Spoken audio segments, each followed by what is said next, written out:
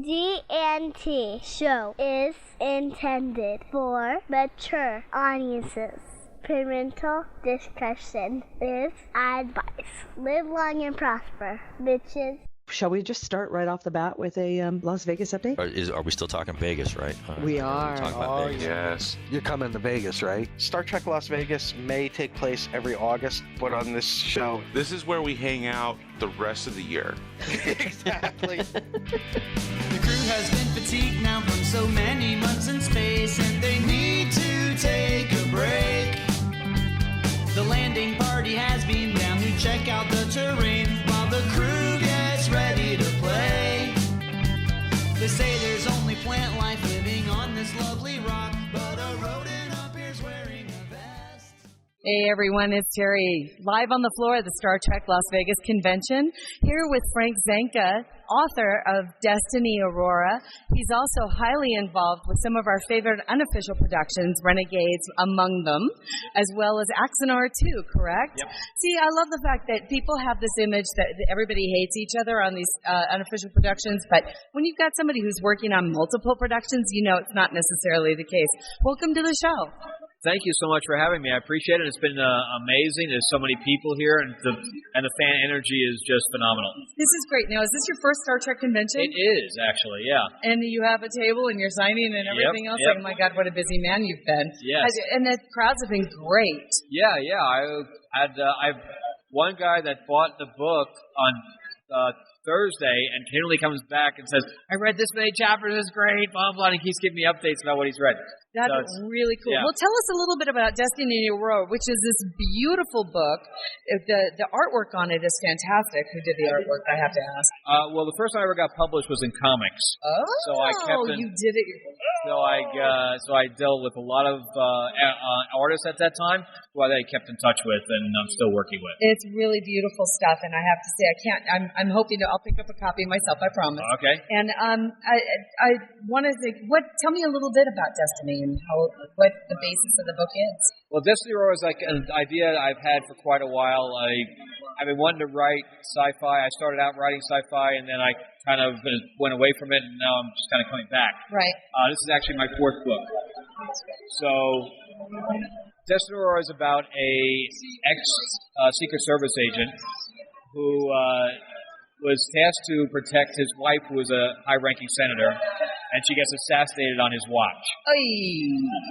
So he kind of goes into a tailspin for a couple of years. You would imagine. And he can't do his job anymore, and his friend is one of the heads of the Space Cop Division, which is the coalition, and says, well, come work for me. He tries to get him out of the funk.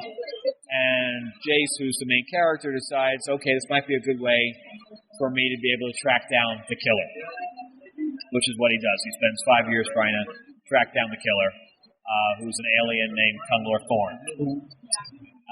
So he has a very eclectic crew because he kind of gets the crew that nobody else wants to work with because he has this reputation of being crazy.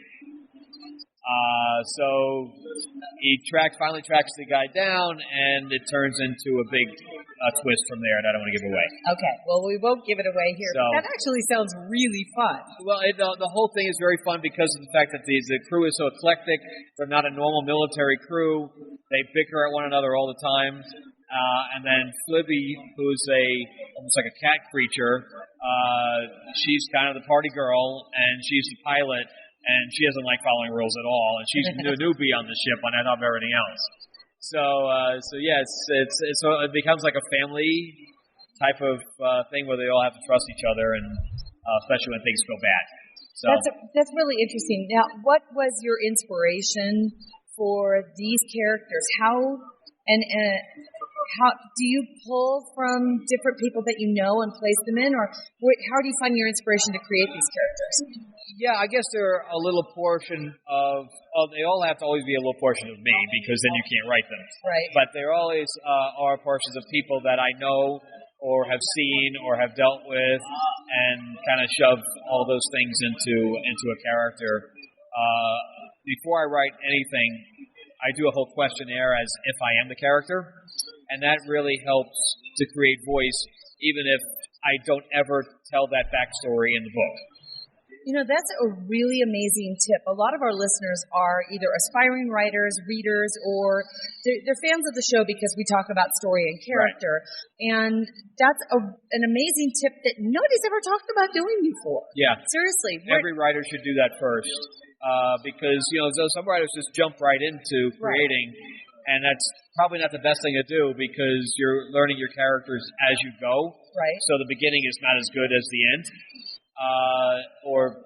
As also plotting. Some people don't like to plot, and I think plotting is very important too. So do you outline first? I do outline first. Okay. I write books very differently than normal people because I'm also an award-winning screenwriter. Right. So I write the screenplay first because it allows me to throw things around without going into full prose. Because when you're rewriting a book, my last book was a Holocaust biography. That's why I said things are all over the place. But the woman's still alive. And so she told me her story, and I'd never been to Europe. So I said, tell me the story from the beginning and end at the end. And it never worked out that way. She was all over the place. Right. So I said, all right, I'll just write the book, and then she can just help me repair it. And then I took like 6 rewrites for that. And it took me a year and a half to do. And not the least of which is that's some pretty heavy material. Oh, yeah. You've really got to have a gut for it. But I've had some really good feedback on that one. CBS did a story about it and everything else. So, yeah. And I have some directors that want to direct it. So we'll see what happens with that one. But that's why I wanted to get back into fiction, and especially back to my home, which was sci-fi. Right. You said that you kind of do a screenplay first. Does that actually help you? Do you write like you do with camera shots, from camera shots? I do. I write very cinematically. But it's just great to lay out the story that way because then I do read-throughs, I get feedback about dialogue and things to that effect, what works, what doesn't, and it's a lot easier for me to rewrite a screenplay because there's a lot less words. Well, and not the least of which is it helps you focus and tighten up your dialogue as well as focus and tighten up your character. Right. As well. Now the first, even the script I wrote, the first 80 pages of the book is not in the script. Which is something that a lot of our listeners who may want to learn how to write or are learning how to write may not realize is that not everything goes into your book. You're going to edit out a lot of stuff. The other way around, as far as the script is concerned, you're going to add stuff to your script. Interesting. The script, like a movie and a book are totally different mediums. So where you can delve into a character more, you have to do that less in a screenplay because the number one rule for a screenplay is show, don't tell. Interesting.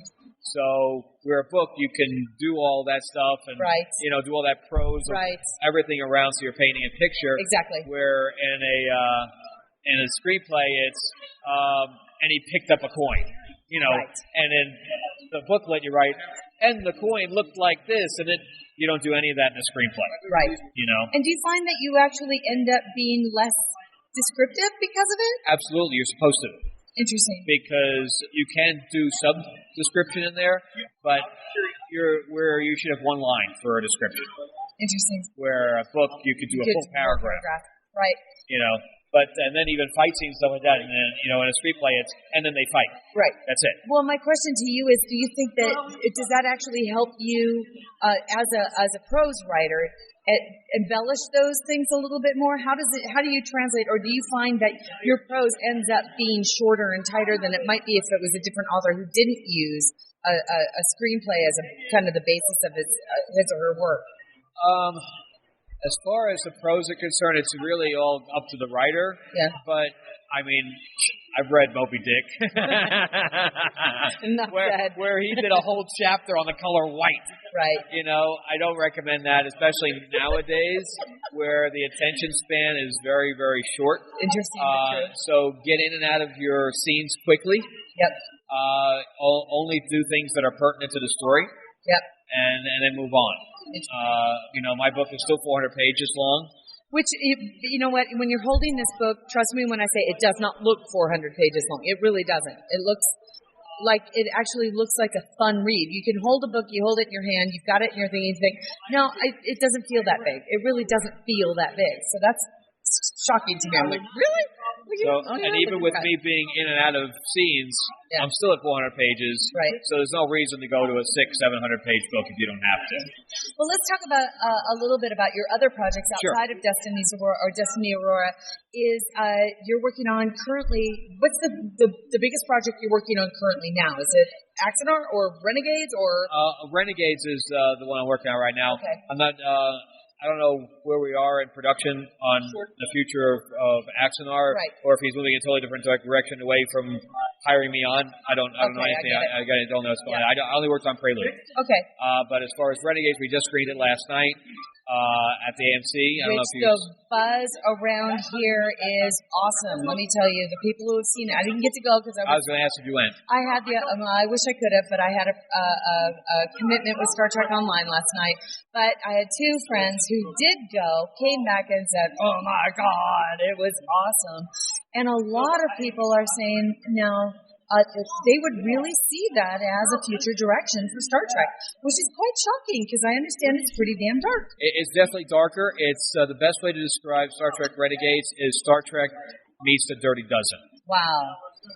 So it's the plot line is that Chekhov, who's played by Koenig in the actual show, finds corruption inside Starfleet, doesn't know who to trust. So him and Tuvok end up hiring convicts to do a mission so that they're completely away from any kind of Starfleet. Outside of the purview. Yeah, outside the law and can do stuff to the Prime Directive that they can't do and all of that stuff as well. Interesting. So, and it's held by Adrian Wilkinson, who's playing Lexus Singh, which is Khan's daughter. Right. And Walter Koenig's in it. Tim Russ is in it. Rico Anderson is in it. And Tim Russ directed also. Right. And Rico's in it. And as I said, Adrian from Xena. Right. Sean Young from Blade Runner. Oh my gosh, that's right. Robert Picardo? Bob Picardo. He plays the doctor who created it, Zimmerman. He created the hologram. Who else in it? Manu's in it. Itarami. Oh, yes. He plays Ichib. He reprises his role. Chastity Belisauros, who's in just a ton of. She was in Constantine. She's been in a bunch of TV shows. Ray Donovan. Courtney Peldon. So it's a bunch of people. Very cool. That's really amazing, and congratulations on the release of Renegades. And what's the furthest desires and hopes for Renegades? Well, of course, we're hoping that CBS will pick it up. Right. But unfortunately, CBS is beholden to Paramount right now. It's kind of under the gun, that's for sure. Well, it's the fact that they cannot put another TV show on until the movies are complete. Right. So they just announced 2 more or something like that, or at least 1 more. So you won't see a Star Trek television show for at least 5 years. I agree. So they pretty much said, keep it alive. So I know that Sky is going to make an announcement in the next week or so about what the future is for Renegades. Well, that would be really interesting to hear. For the listeners who weren't quite sure about what your role with Renegades was, why don't you explain to them what you did for them and your process in getting through your work? Okay, I am a line producer, and that's what I pretty much do in Hollywood. As a line producer, even though I wrote and produced a supernatural western called Six Gun Savior that just screened a few days ago out in L.A. With Eric Roberts playing the devil. Oh, fun. So I'm kind of all over the board, but for the most part, I line produce. And the best way to describe what line producing is, it's the job that nobody else wants to do. So I deal with the budgets, I deal with the scheduling, I deal with helping with the crewing, location negotiations. See, so many of our listeners may not understand the number of people that it takes to make a movie and how much budget, finance, organization, scheduling, all of those things really come into play. It's not like you can do an old, like, Judy Garland and Mickey Rooney thing where let's go make this incredible show. It takes an enormous amount of money and planning. It takes a special kind of person who can do that and pull it off. What were your biggest challenges in Renegades? That you feel comfortable in talking about. I don't know. Everything's above board with Renegades. Yeah. But I think the biggest thing is, we just really didn't have the budget. A lot of people were working for free. Right. We had huge amounts of sets. The way, Sky and Ethan and Jack write is they write as if they have a multi-million-dollar feature, and then we kind of figure out how to back it into the budget. So we had like 50 sets that we had to cut back. That was, we had the Archer Bridge, we had the Icarus Bridge, we had these huge cave formations, we had all of Starfleet, we had hallways in Starfleet. It was just that we had this whole exterior. It was just, we had this park area where Chekhov and his great-granddaughter are sitting. And of course, that'd all be green screens. Right. We still had to build a foreground and things to that effect.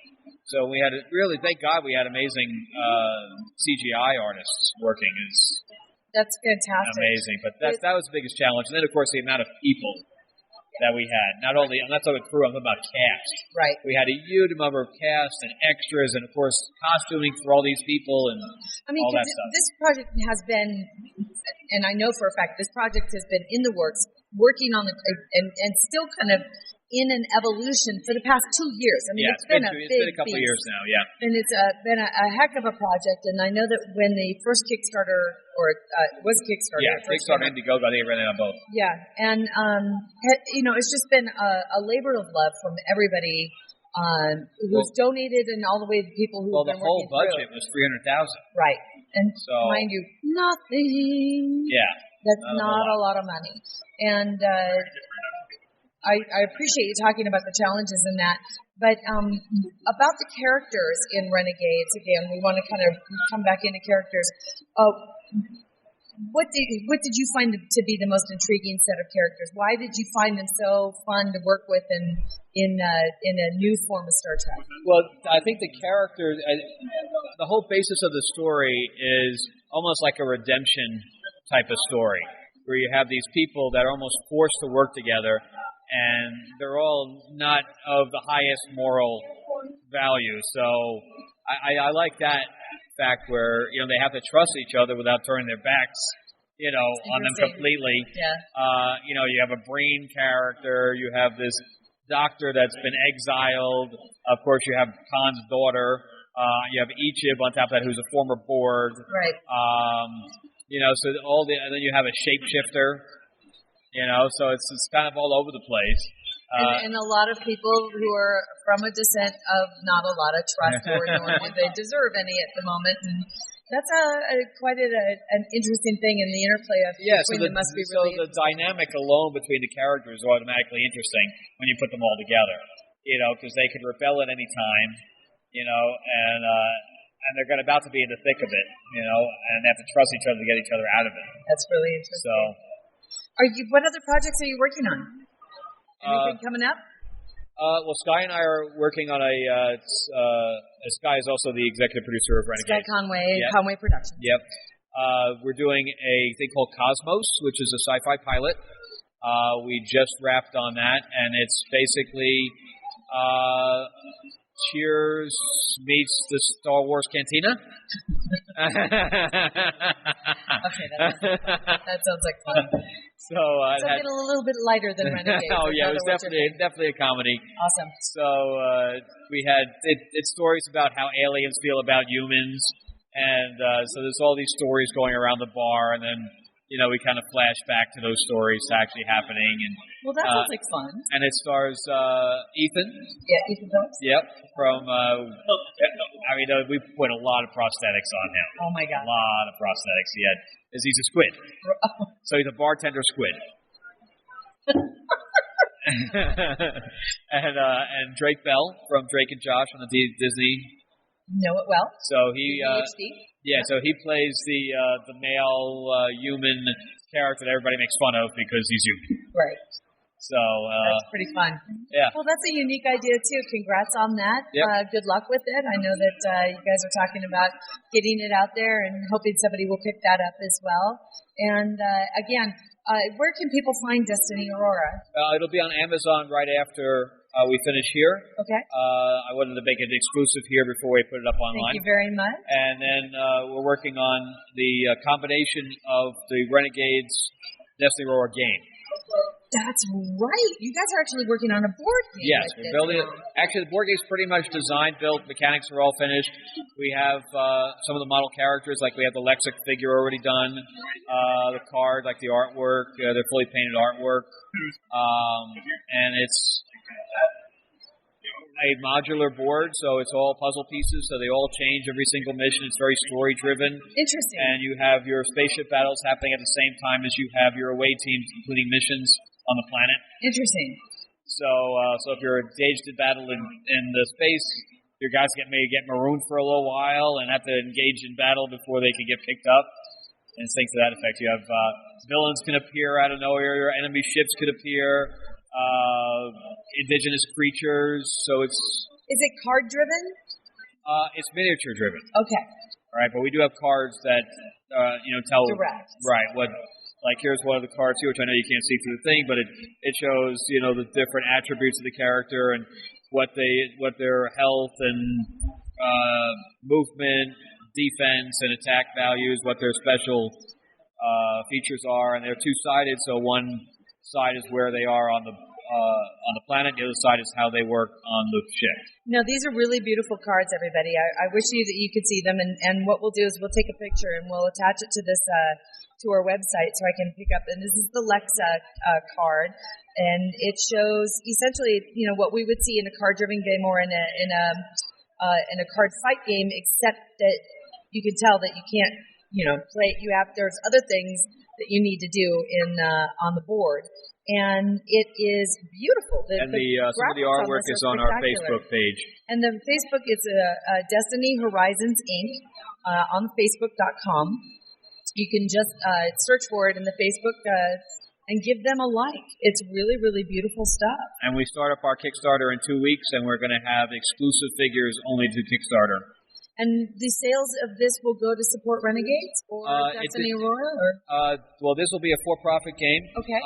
However, we are going to be taking a portion of that money and donating it to future Renegade projects. Yes. And just so you know, everybody, the titles on these for the game do not have Star Trek in them. Right. There's no Star Trek element. No Star Trek element whatsoever. It's just it's. However, our goal, if we raise an additional $25,000 through Kickstarter, I can then buy rights to Star Trek, and we can create a Star Trek core set that will then integrate into that. Very interesting. That would be a lot of fun if we get the Star Trek characters to go in there. Very clever. Yeah.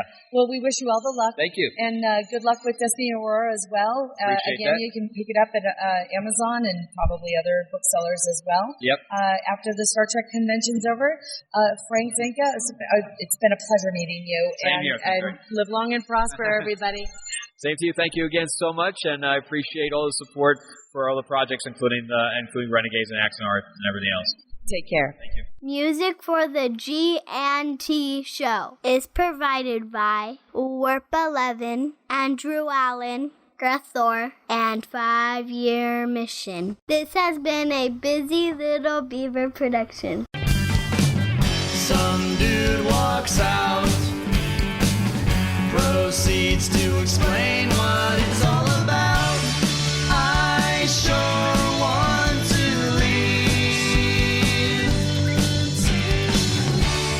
I think you'd agree, but we cannot leave till we find out what it's all about.